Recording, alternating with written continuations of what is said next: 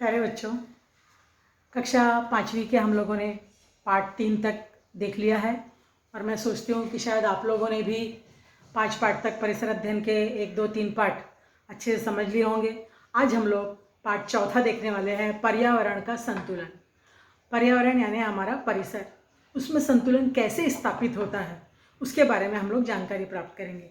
आप लोग कभी नदी के किनारे या जंगल एरिया जो है या किसी मैदान में गए होंगे। वहाँ पर आपने देखो गाय का गोबर, बकरी की लेंडी, उनके पंख, उनके कुछ जो अवशिष्ट पदार्थ है उसको देखा होगा। तो आप ऐसा कभी गए हैं क्या, और वहाँ आपने क्या क्या देखा है उसके बारे में हम लोग अभी देखते हैं। अभी एक चित्र का निरीक्षण कीजिए और उस चित्र को देखकर बताइए कि आप लोगों ने ऐसा परिसर में यदि आप कहीं पर गए हैं तो वहाँ पर आप लोगों ने क्या क्या देखा है। देखिए यहाँ पर ये एक चित्र दिखाई दे रहा है। अपने घर के किसी बूढ़े व्यक्ति के साथ किसी परिसर के नदी तालाब नहीं गए होंगे तो आप लोग नदी तालाब नाले जैसे स्थान पर जाओ तो वहाँ पर आपको क्या दिखाई दे रहा है। देखो यहाँ पर देखो, सजियों का प्रेक्षण करना है यानी सजियों का निरीक्षण करना है। अभी यदि नदी है वहाँ पर तो देखो आप लोगों को मछली दिखाई दे रही है, मेंढक भी देखो दिखाई दे रहा है। हाँ, मैदान वाले भाग पे देखो आपको बकरी दिख रही है, गाय वगैरह दिख रहा है, यहाँ पे खरगोश दिखाई दे रहा है, कुत्ता दिखाई दे रहा है, आकाश में जो है पक्षी दिखाई दे रहे हैं, वनस्पतियाँ घास वगैरह हम लोगों को दिखाई दे रहे हैं। तो ऐसे किसी परिसर में जाकर वहाँ दिखने वाले सजियों के नामों की सूची बनाओ।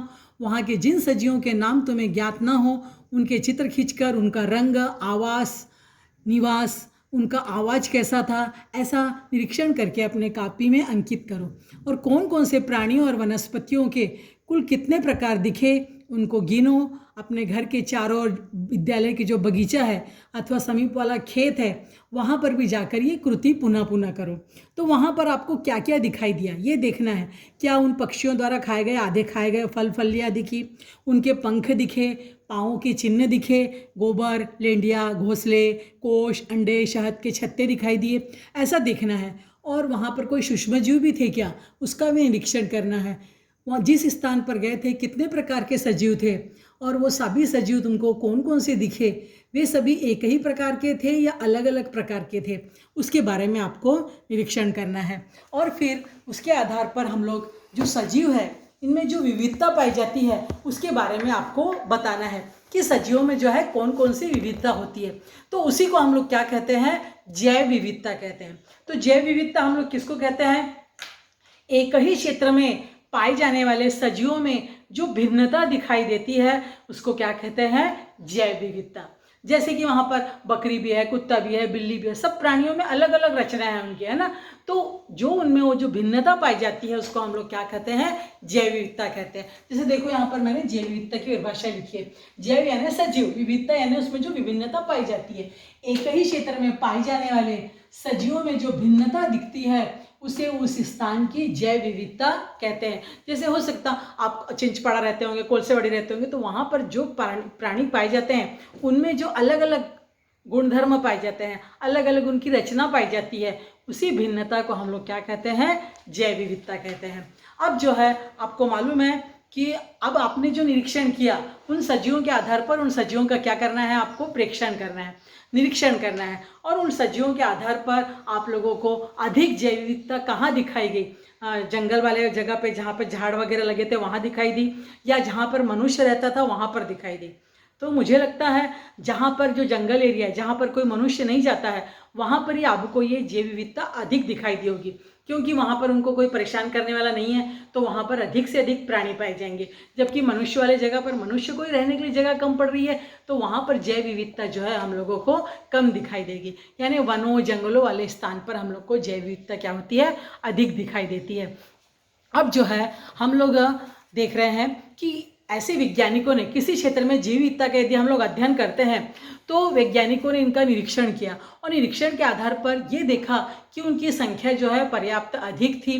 रात दिन विभिन्न प्रकार की ऋतुओं के अनुसार, परिस्थितियों के अनुसार वैज्ञानिकों ने जो है सजीवों का निरीक्षण किया, उनका अंकन किया, उनको नोट किया। और अत्यधिक ऊंचाई वाले भागों में है क्या, गहरे पानी में है क्या, ऐसे सजीवों का, सूक्ष्म जीवों का प्रेक्षण किया। आप लोगों ने देखा होगा, डिस्कवरी वगैरह चैनल में देखते हैं आप, वो एक व्यक्ति जो है सब जगह घूम घूम के सारे प्राणियों का निरीक्षण करता है।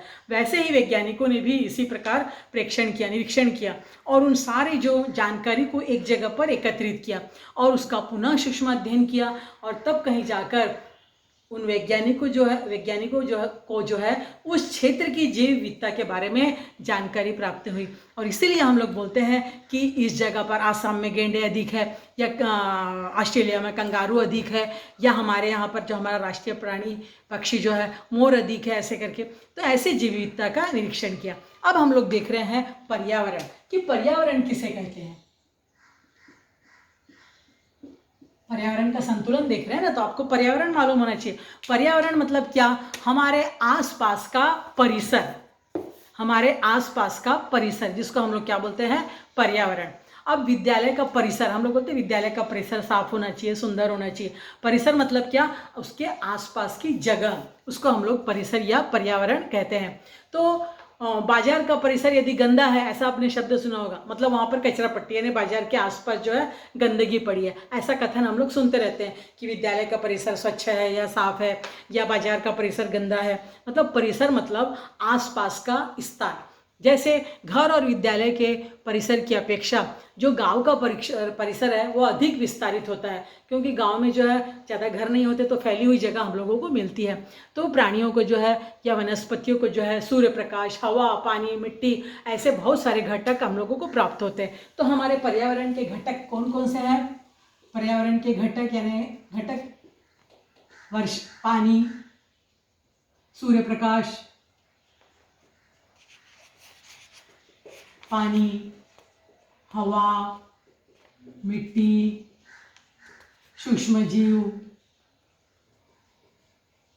प्राणी, वनस्पति, ये सब क्या है, उस पर्यावरण के क्या होते हैं, ये घटक होते हैं।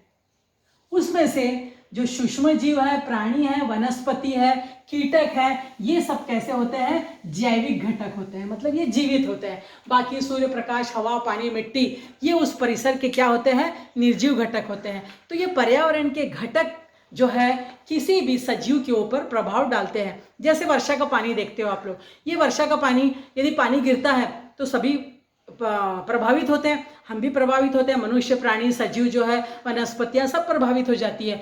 तो ऐसे, या सूर्य प्रकाश, ज़्यादा सूर्य प्रकाश पड़ता है तो उसमें भी देखो हम लोगों को तकलीफ है, वनस्पतियों को, प्राणियों को। तो इस प्रकार जो है प्रत्येक जो पर्यावरण का घटक है वो सजीवों को जो है, उसका जो संबंध है उन सजीवों के जीवन के साथ सीधा होता है, और वो उस परिसर के जो भी सजीव है, निर्जीव है, ये जो है उनके मेल द्वारा ये पर्यावरण बनता है। यानी ये निर्जीव घटक, सूर्य प्रकाश, पानी और हवा, मिट्टी, ये निर्जीव घटक है। सूक्ष्म जीव, प्राणी, वनस्पति, कीटक, ये सजीव यानी जीवित घटक है। जीवित घटकों को हम लोग क्या कहते हैं, जीवित घटकों को हम लोग जो है जैविक घटक कहते हैं। सूक्ष्म जीव, प्राणी, वनस्पति, कीटक, ये जैविक घटक है। उसी प्रकार सूर्य प्रकाश, पानी, हवा, मिट्टी, ये सब क्या है, निर्जीव घटक है। तो ये निर्जीव घटक और सजीव घटक जो है एक दूसरे के साथ उनका संबंध होता है। सजीव और निर्जीव जो है एक दूसरे पर जो है निर्भर होते हैं, और उनके बीच आपस में जो है क्या होता है, सदैव कुछ लेन देन होता रहता है, यानी उनके बीच में कुछ अंतर क्रियाएं चलती रहती है। पर्यावरण में इन्हीं अंतर क्रियाओं का अध्ययन जो है किया जाता है। आपको मालूम है, जैसे कि यदि ठंड पड़ी, या मिट्टी, धूल मिट्टी, या सूर्य प्रकाश, या पानी, ये सब सजीवों के ऊपर प्रभाव डालता है, तो उसके कारण जो है प्राणी भी प्रभावित होते हैं, निर्जीव घटक भी प्रभावित होते हैं, सजीव घटक भी प्रभावित होते हैं। तो उनके बीच घटने वाली घटना अंतर क्रिया कहलाती है। अब अंतर क्रिया का एक उदाहरण देखते हैं हम लोग। आपने देखा होगा, एक कापी का पन्ना है, उसके ऊपर आप कुछ लिखो और रबड़ से मिटाओ, तो देखो कापी के पन्ना भी थोड़ा पतला हो जाएगा और रबर भी थोड़ा सा घिस जाएगा, मतलब कागज के ऊपर भी प्रभाव पड़ा और रबड़ के ऊपर भी प्रभाव पड़ता है। इस क्रिया को क्या बोलते हैं, अंतर क्रिया, या अंतर जो क्रिया उनके आपस में घटित होती है, यानी दोनों एक दूसरे के ऊपर प्रभाव डालते हैं। प्रकृति जो है जिसको जितना चाहिए उसको उतना मिलता ही रहता है, ये जो है हमेशा जानकारी प्राप्त होती है। तो आपको मालूम पड़ गया कि पर्यावरण के जो सजीव घटक है, सजीव घटक कौन से हो गए, सजीव घटक, जैविक घटकों को हम लोग क्या कहते हैं, सजीव घटक। और जो पर्यावरण में पाए जाने वाले जो निर्जीव होते हैं, मृत घटक होते हैं, उनको हम लोग क्या कहते हैं, निर्जीव घटक। या अजैविक घटक।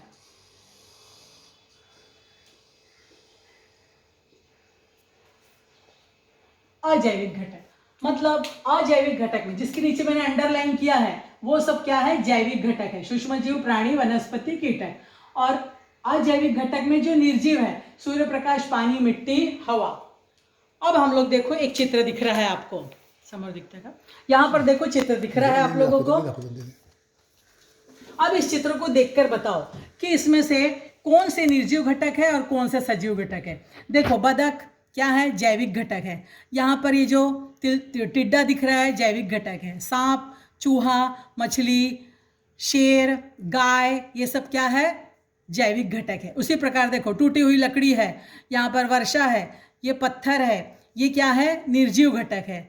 उसी प्रकार यहाँ पर देखो सूड़ी या इल्ली दिख रही है, ये क्या है, हम लोगों का जैविक घटक है। उसी प्रकार ये गिरगिट दिख रहा है, हाथी दिख रहा है, ये बाज दिख रहा है, ये बगुला दिख रहा है, ये जैविक घटक है, जीवित है। और उसी प्रकार ये सूर्य प्रकाश है, पहाड़ है, ये क्या है, निर्जीव घटक है। तो आपको मालूम पड़ गया कि हमारे पर्यावरण के जो जैविक घटक कौन से हैं और निर्जीव घटक कौन से हैं। तो पर्यावरण के जैविक और निर्जीव घटक जो है हमको प्रभावित करते हैं। अब आगे हम लोग देखेंगे इसके कारण कौन सी आहार श्रृंखला बनती है।